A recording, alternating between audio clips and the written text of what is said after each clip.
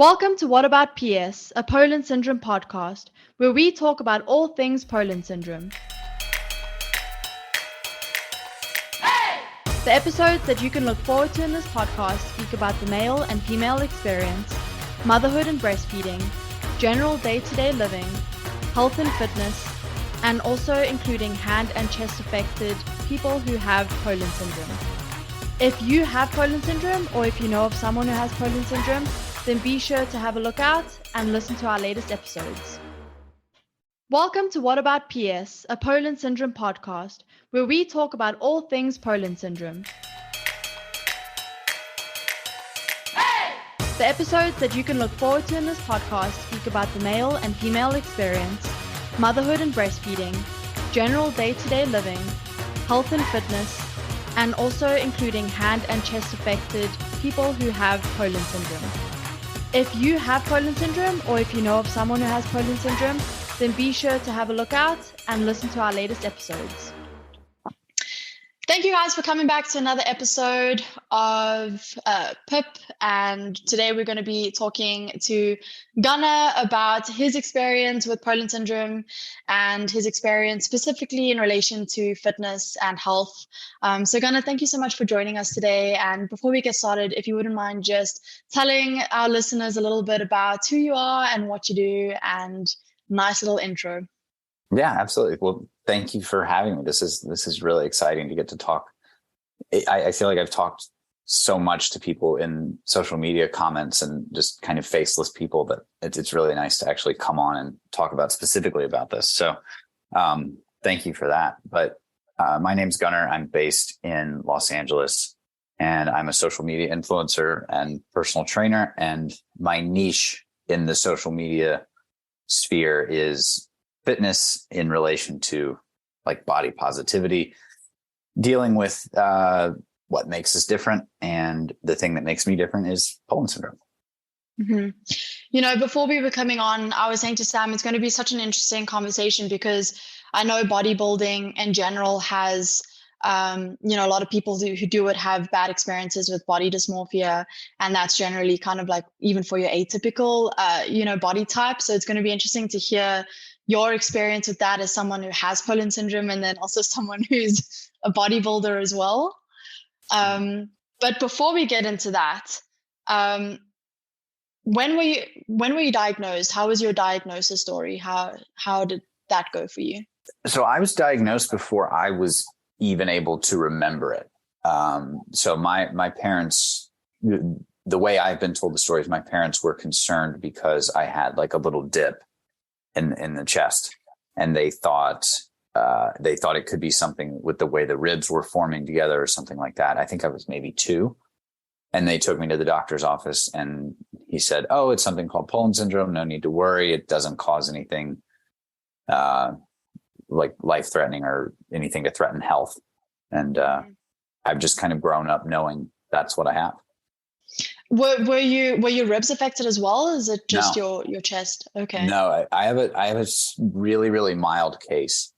I'm missing, I think I'm like half of the pec major. So like, if this is like your pec muscle and then you have like half, that was the way I was explained. So very, very minor, minorly affected. That's interesting because I obviously only really knew it from my experience, and I think I have the same thing as you. I think I'm only missing, the pec major. Mm-hmm. And on another podcast episode, we were chatting to some other guys who are athletes. So one's a gymnast, and the other guy was a cricket player, and the other guy was a Paralympian. And the cricket player, Lewis Hatchett, I'm not too sure if you have seen him on Instagram, but he's chest affected, but he's also he's also affected on the rib cage as well. And so when he was playing cricket, he had to actually wear like a body cover that covered his ribs so that the ball wouldn't hit him and cause injury. So it's interesting. It's been interesting to see how it presents differently in different people.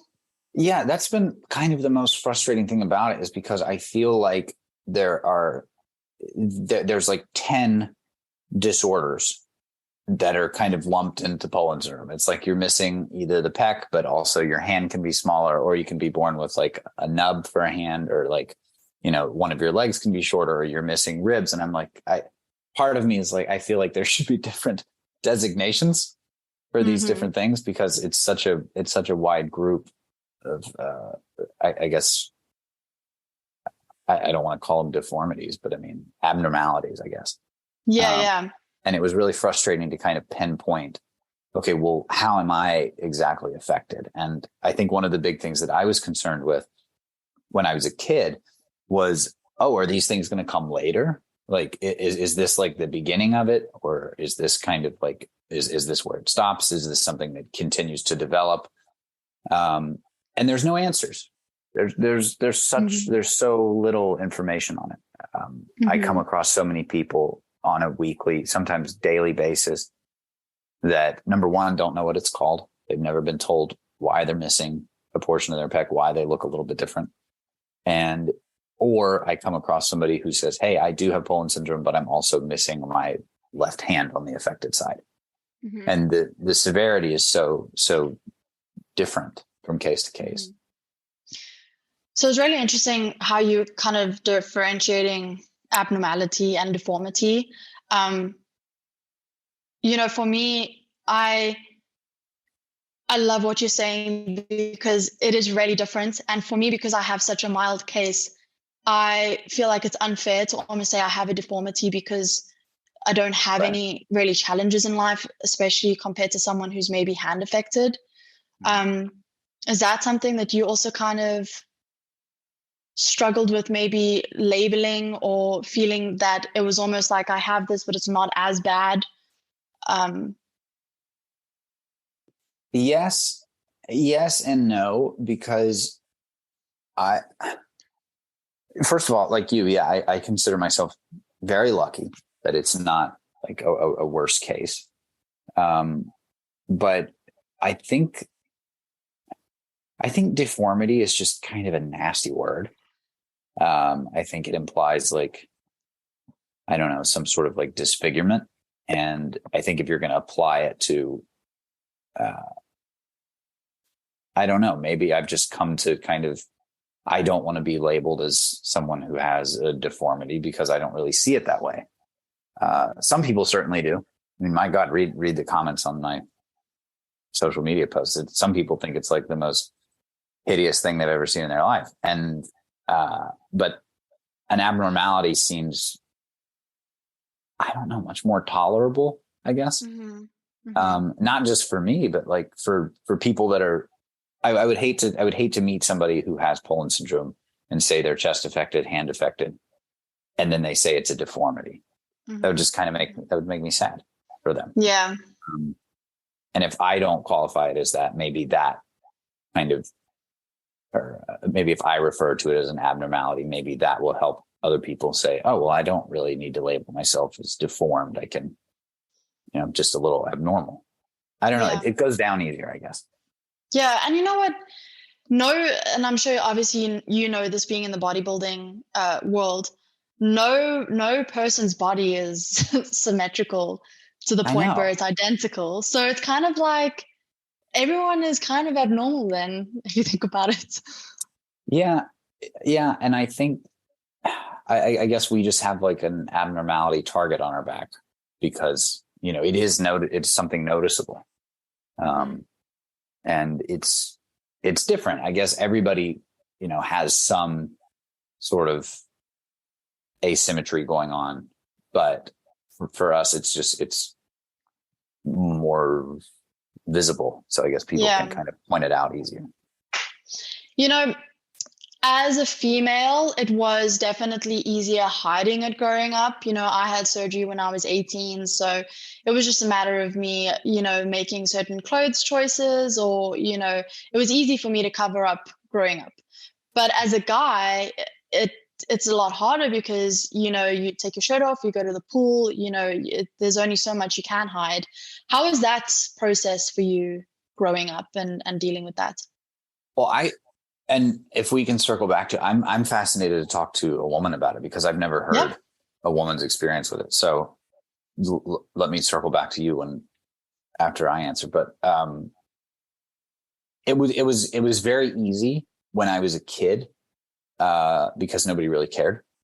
And I didn't really understand that something was wrong. And then it was like a light switch flipped as soon as I got into like middle school, where people actually start to care about the way they look. And I guess you go through puberty, you start developing a little bit of muscle, even if it's just the smallest bit. And I was I can put my fingers around my wrist. I have like a small frame. I'm not meant to hold like a ton of extra weight. I was probably weighing 130 pounds my freshman, sophomore, junior year of high school. So I kept myself super thin.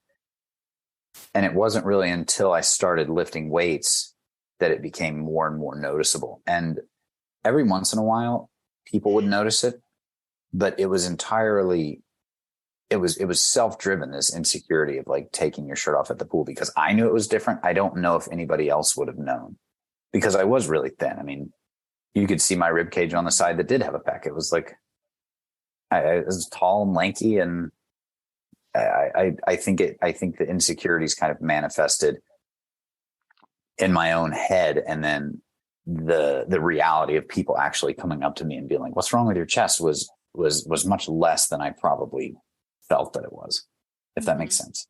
That makes sense. And it's interesting how, so you're saying when you started building muscle, it became more noticeable than if you weren't building muscle. Which is kind of ironic, because I started bodybuilding because I wanted to overcome any insecurity that I had about the missing pec, because I wanted to build a physique that would be like, quote unquote, impressive, even with a missing pec, or maybe more so with a missing pec, when it just made it more noticeable. So it's just kind of like chasing my tail there a little bit. Yeah, no, but it's interesting because, the gymnast that I was speaking to, he was saying, the leaner he gets during competition, the more noticeable it gets from him. But obviously he's leaning out with muscle. So it's not like you're just lean and you have no muscle. So that is very interesting. Yeah. And I definitely think if I kind of let things slip for a little bit, like I was just on vacation for a couple of weeks and I did not adhere to like my usual diet routine. I was actually lifting more. I was going more frequently than I usually do, just because I've had nothing else to do for a little bit. And I was taking creatine and I was eating whatever I wanted to. And I did put on like 11 pounds in like a month and a half, and it got softer. The difference between it softened up a little bit. Mm-hmm. And then when I get really lean again, that's when when everything's sharp, the drop off on the muscle is really sharpened too. So. Yeah. And did you do sports growing up, or did you only start weight training when you started the bodybuilding and the gym training? I played sports growing up because my dad wanted me to. I wasn't interested in them. I wasn't good at them. And I think somewhere in the back of my mind, I thought, oh, I will never be good at them because I don't have a fully developed chest. I don't have a full body. How could I ever be good at sports? And it wasn't until weightlifting that I got into, I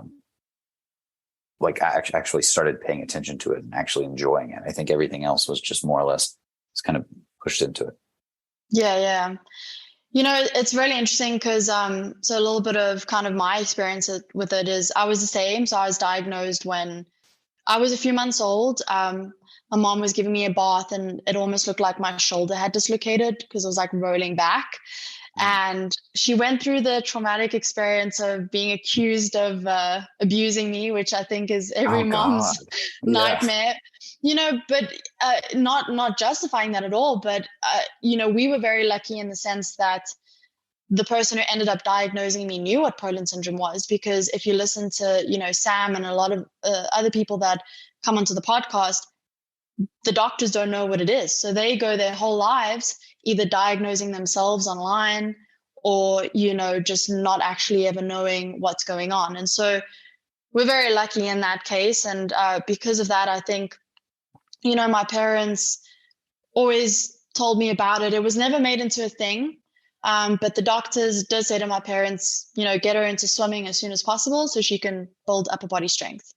And so that was kind of like the catalyst for me growing up. I was an athlete my whole life. I, loved training, all of that kind of stuff. And I think that really taught me to value what my body can do over what it could look like. And so for me growing up, it was never, I say I hid it growing up, but that was more of a thing of, I don't want to give people the option to, say things, even though they probably wouldn't have, because like you're saying, sometimes it's bigger in your head than it is in reality.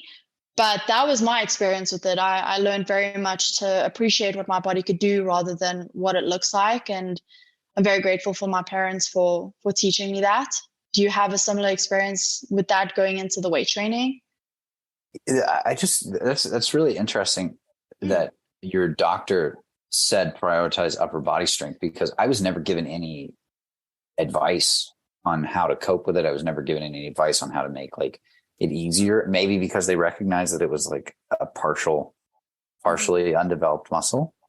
But there was that's actually such good advice to someone who has Poland syndrome, to really prioritize upper body strength so that you can, build up the surrounding muscles and be a little bit more stable. And that's basically what I tell people all the time when they reach out to me, but I never thought about it from like as advice to like that I should have gotten when I was a kid. Yeah. But I think for me, it was very different. It was very much like, I just want to hide it. I just want to not answer any questions about it. I just want no one to notice. And if I can just skate by and not play sports and not stand out and not, go to the pool all the time, then maybe nobody will notice. Mm-hmm. And I think that festered in my head. And then when I got to college, it was like, oh my God, what am I going to do when we have like pool parties and when I go to the beach with my friends or things like that? And if you look at photos of me in college, there's so many photos where I'm like holding a drink or something this way, or I'll like perch on someone's shoulder so it's not like super noticeable. And I got sick of that. I felt like I got so sick of it, and I felt like it was so much effort to try and hide it rather than the effort that it was taking to hide it was much more than the effort it would have taken to just explain to someone in one sentence, oh yeah, I have a birth defect. Mm-hmm. And maybe it comes with getting older, where you just don't really care as much about what people think, or, mm-hmm. Your insecurities kind of wither away. But that was the jumping off point for social media, was I am going to get rid of this insecurity by putting it out there for everyone in the world to see. Mm-hmm. And I didn't have a plan. I just thought if I just put it out there like one time, it would be enough. Yeah. How was that mental shift though, from going from, one extreme of wanting to hide it and then going on social media and, putting it out there?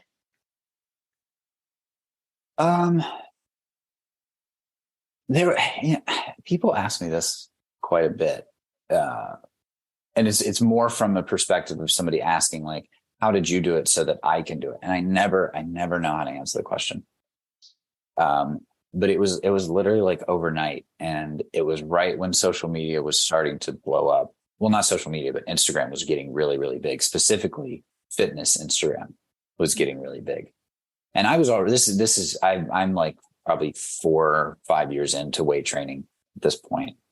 And I was really into pumping iron. I was really into like Arnold Schwarzenegger in like the 70s, 80s bodybuilding. And I saw the potential to create kind of a fitness oriented page. And I was like, oh, but I can't do that because I have this missing pec. No one will like it. I would out myself. And then it was kind of a discussion in my head of, well, does that really matter anymore? Do you really need to hide it? Can we just let it go? And I made one post and it got like 10 likes and like one comment. And then I was like, no, it's not this isn't that bad. And then it just kind of like snowballed from there. I was like, oh, and it slowly kind of shed the insecurities of it. And then I was posting really early on and going onto YouTube and just kind of talking to the camera about my workouts. I wasn't really highlighting the fact that I was missing a pec. Mm-hmm. And I was, I guess I was covered for most of it. And then I made one post about how it was actually affecting me and how it was like different to work out this way. And then one really big it was before the term influencer was a thing, but he was a really big social media influencer. His name is Artemis. He saw me and he was really impressed with like the fact that I had built around it. Mm-hmm. And he started posting about me. And then I did a couple that led it just kind of a snowball effect.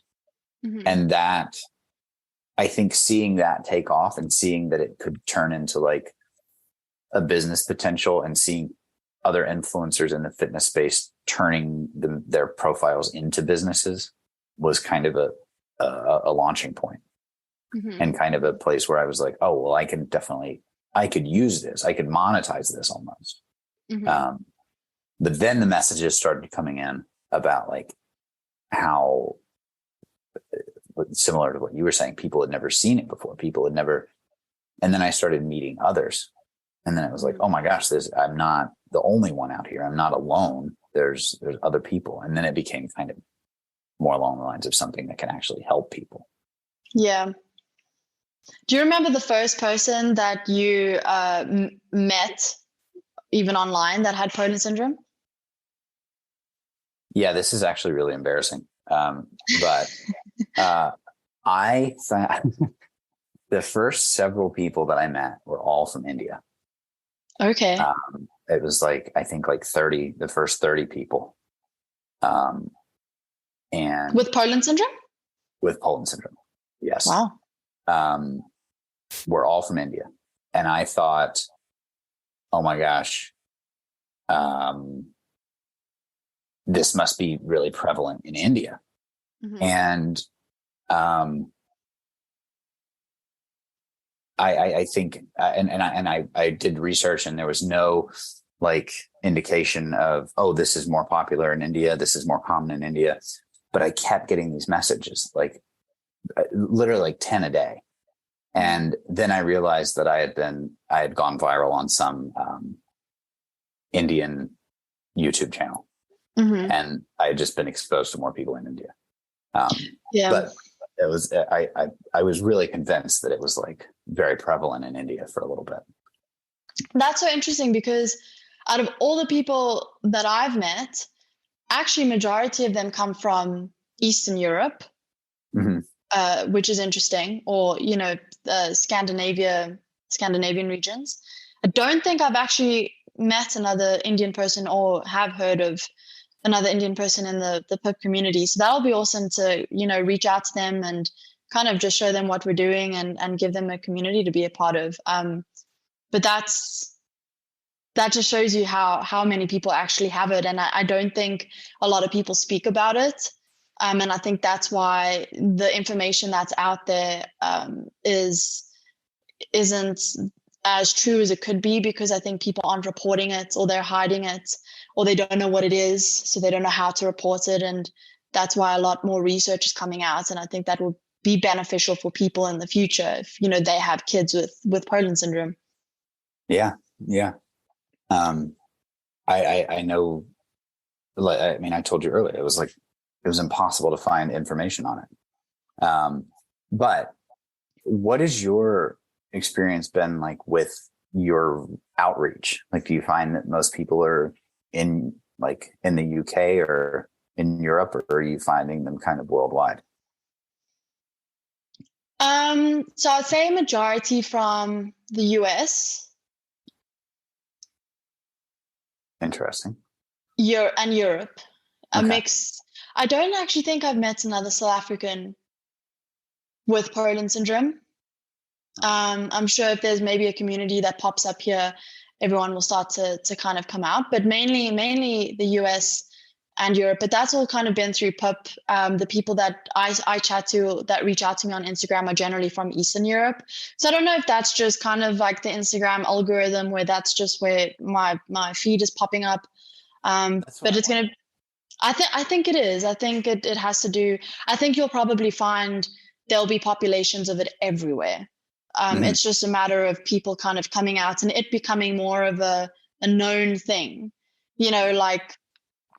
like you're saying, you didn't have any information on it growing up, and the world is just kind of getting more tech savvy now, so it's bound to kind of grow with it, with certain charities. On that, which is quite interesting, because with my parents, so they obviously had the doctor that kind of briefed them, told them what to do. They asked the same questions, should we be concerned?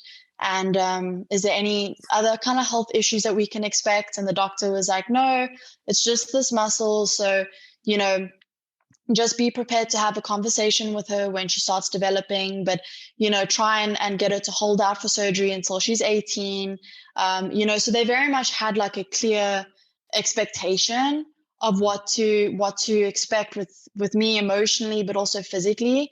And then, I think that really helped them as well, because you can imagine as parents, your child has just been diagnosed with something. It's not common enough for normal doctors in the hospital to know what it is. And now you're all of a sudden going to be worried that there's going to be, other complications that arise. And so I know for them, they said it, having the doctor tell them exactly what to expect, what not to expect, really put them at ease. How was that, experience for you and your parents? Because I know you were saying you didn't really have a lot of information going into it. Whereas for me, I knew my whole life I was going to get a surgery at 18, and, it just was fact. How is that for you and your parents? My mom's going to kill me for this answer, and I'm sure she'll listen to this. Sorry, Mom. my mom, my grandfather was a doctor, and once Poland syndrome was kind of ruled out as, okay, it's just an aesthetic thing, it's not going to affect health, I think my mom kind of just wrote it off as not a big deal. She was like, okay, cross that bridge, it's not going to affect health. And then there were so many other things that she was worried that I may have. I had migraines when I was a kid. I've had migraines since I was in first grade. And I think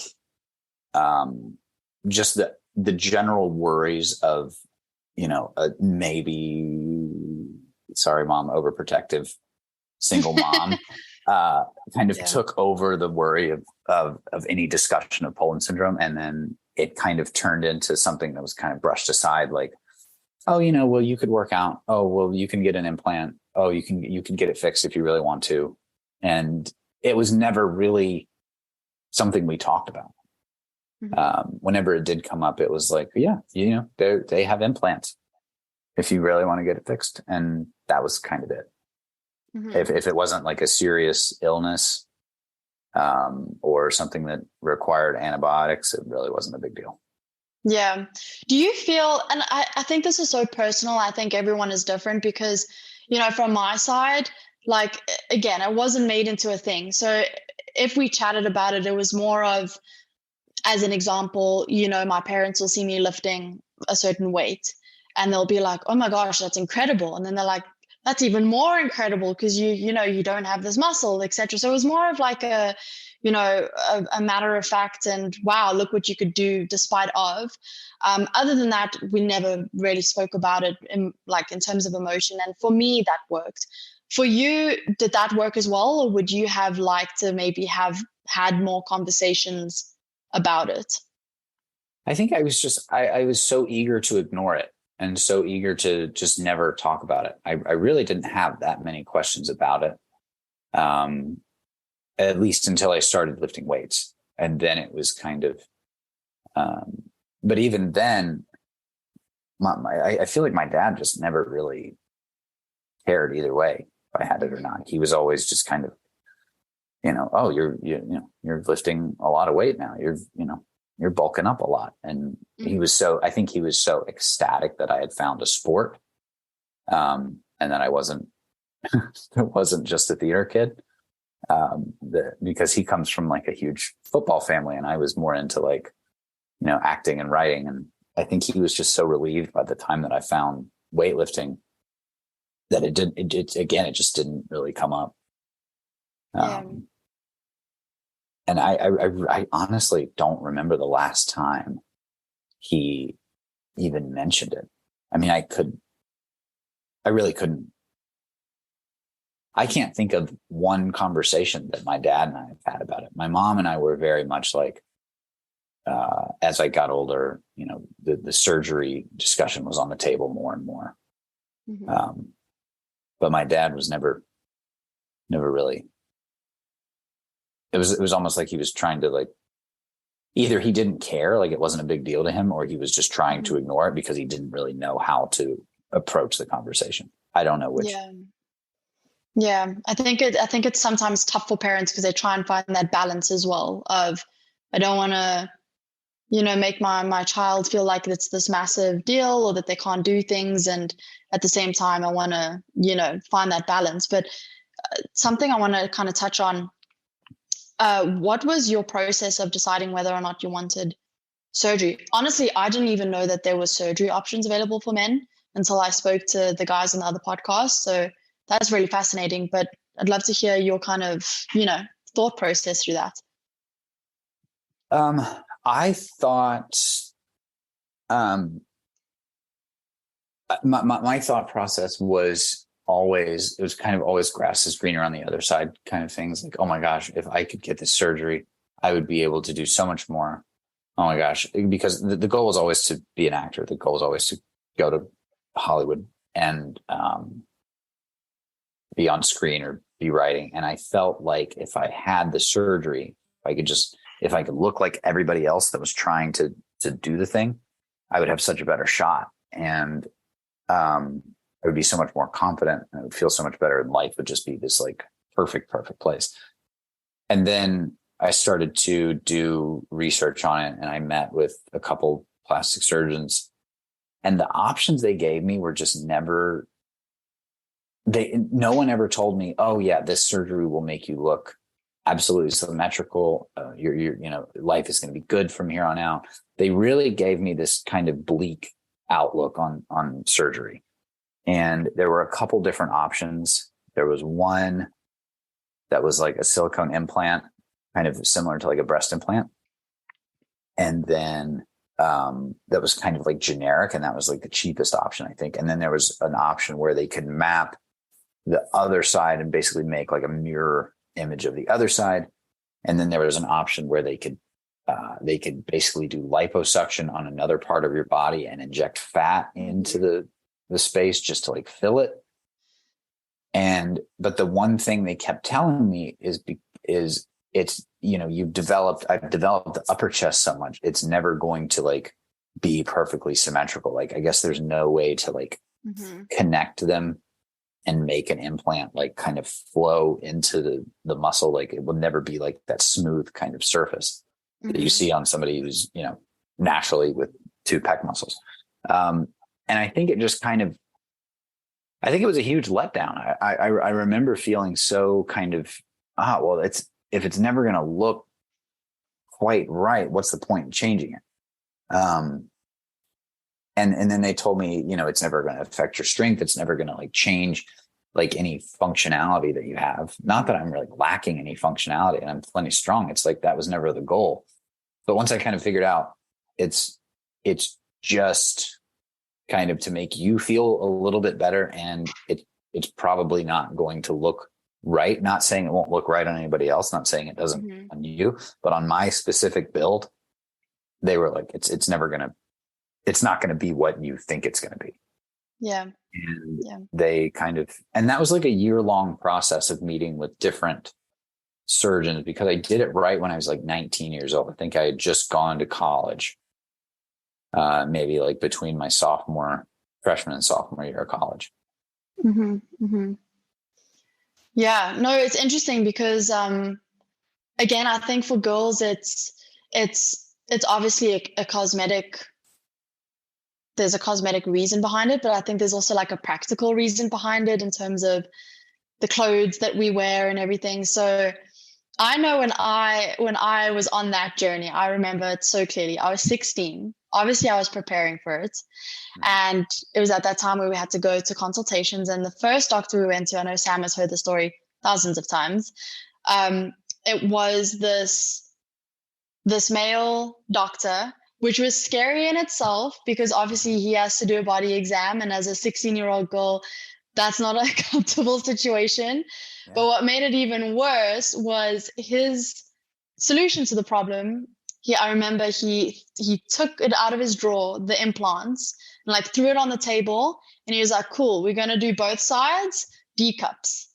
And I'm like, I'm so small, guys. I weigh, I don't know what it is in pounds, but I was weighing like 56 kgs, already lean from sport. Like there's no way I was near a D cup. And, doing it on both sides was it was that I remember going back and crying because I was also someone that I like naturalistic approaches to things. So already having something foreign in my body was quite scary. And, my mom was like, obviously, we're not going to go through with that, guys. So we went and we got a second opinion. And the lady I ended up seeing, she, her approach was a lot more organic and natural. So they put in half an implant. And then I was supposed to have a second procedure where they did the fat transfer, which I decided not to have because at least with half the implant, I could wear my clothes normally and it was fine. Like things were fine. It fitted fine. I remember I didn't want to get the second surgery because I couldn't train for 6 weeks after the first surgery. And I was like, I don't want to go through that again. But, the second one was more for kind of like filling the top part. So it's definitely more for cosmetic than functionality. And for me, I'm happy with the way I look. So, but it's interesting to see, I don't think there's a right or wrong answer. I think people should do what makes them feel confident and what makes them feel happy. I know there's a lot of people out there, a lot of girls that have Poland syndrome that opt not to get the surgery because I think, the procedure behind it is also complicated because everyone's getting it in different countries and the doctors know different things. And I know in the Poland syndrome community, especially, there's been a lot of complications with surgery. So people are, just opting not to have it as well. So it is, I think, a very complex situation. And I think, it's awesome that you could go through it and not, you're happy with how you are and how you look and you can find confidence in that. It depends on the day, but, and forgive me, I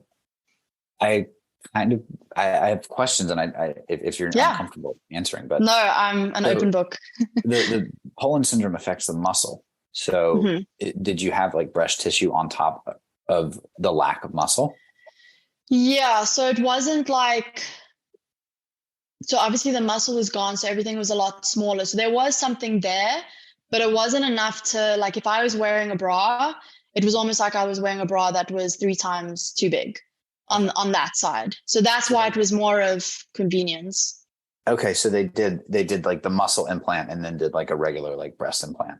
No. So they didn't do a muscle implant. They did the silicone implant that I think, if I'm not mistaken, goes on top of the muscle underneath the fat. So they didn't touch my muscle or anything. So interesting. Yeah. So they didn't touch my muscles or just a normal implant. Interesting. I have such few women that reach out to me.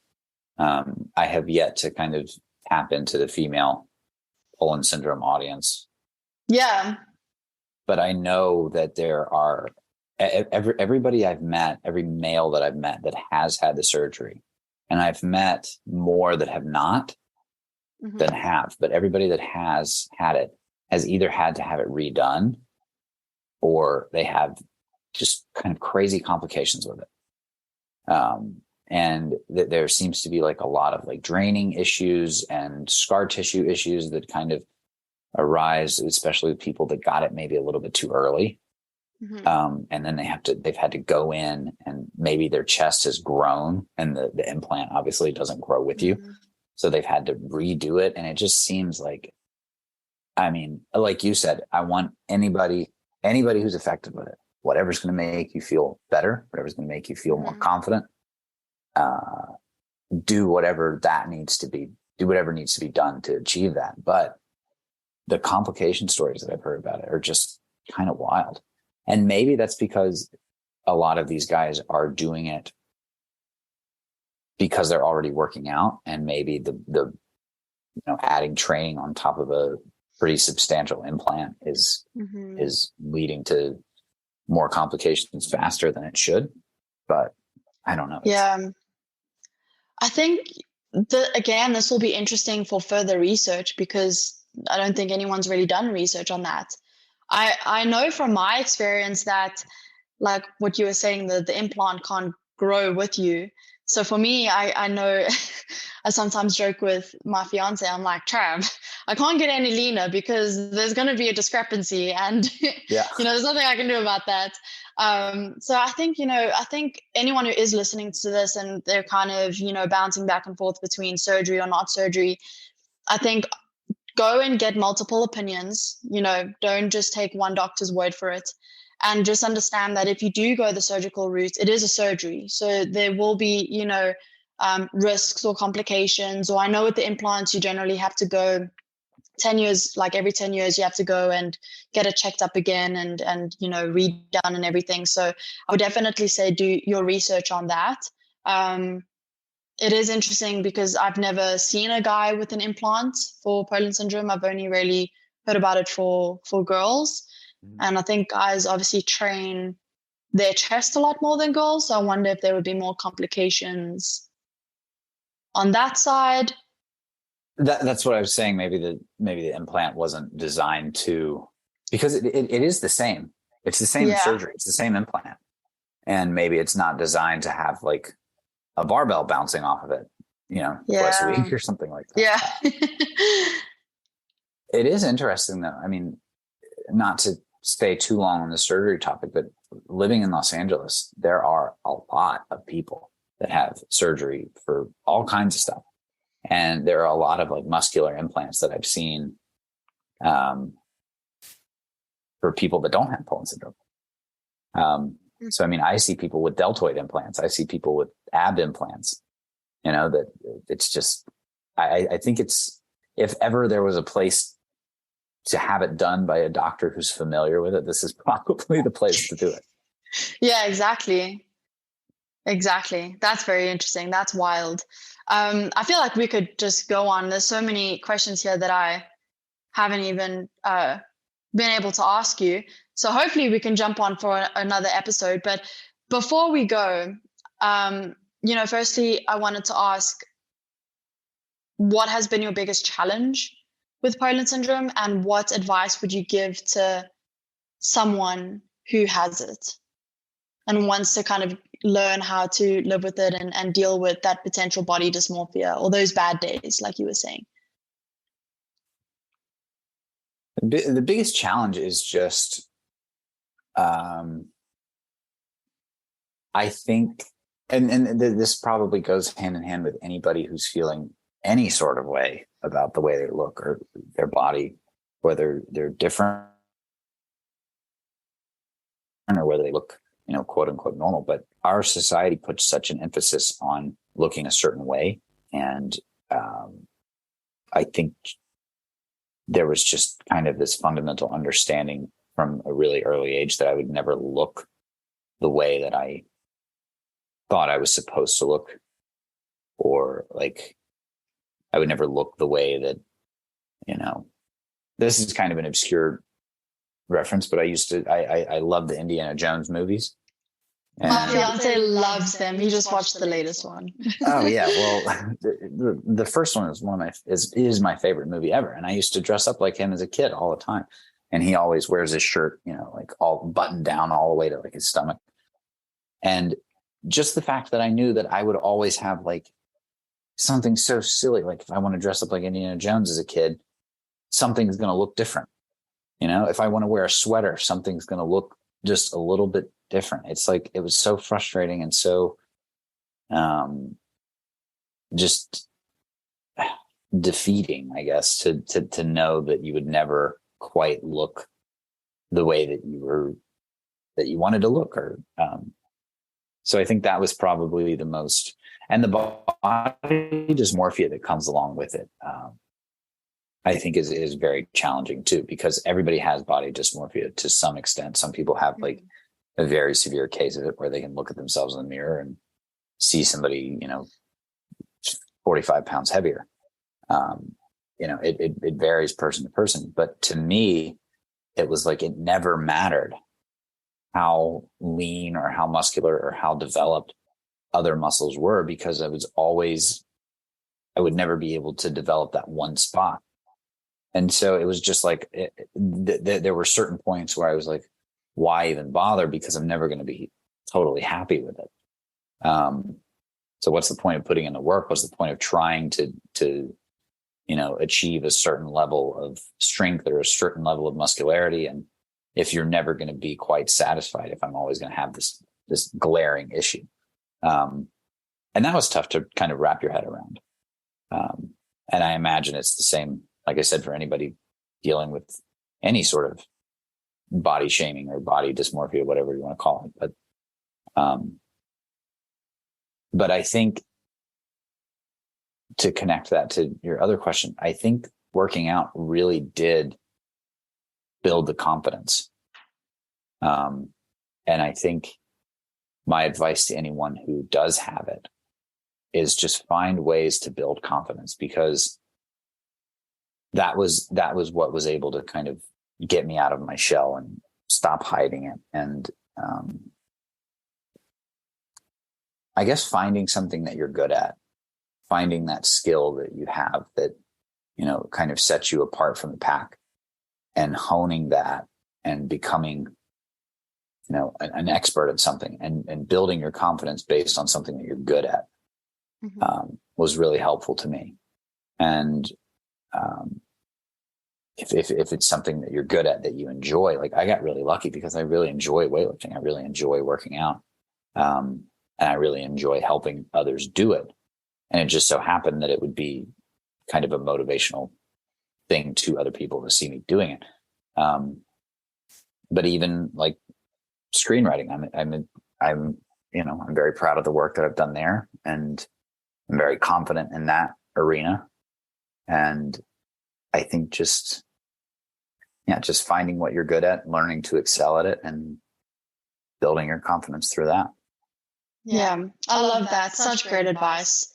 Gunnar, thank you so much for taking time and chatting to me, and absolutely. Being vulnerable and sharing your experiences and your thoughts with everyone listening. I know they'll appreciate it, and they'll take, a lot from it, which is why we do this. So I hope so. Yeah, no, definitely. Thank you so much. And it'll be great to have you on for another episode, because like I said, there were so many questions I didn't even get to. But for now, thank you so much, and really appreciate it. Yeah, thank you so much. I really appreciated the opportunity. Thank you so much. Cool, thanks. Thank you for listening. If you enjoyed this episode, be sure to follow us and subscribe to our podcast, and follow us on our social media platforms, Instagram and Facebook. See you soon.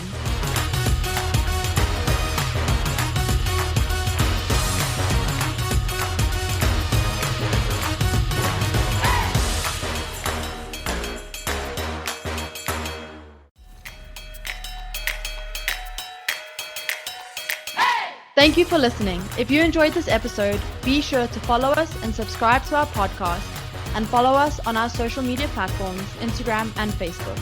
See you soon.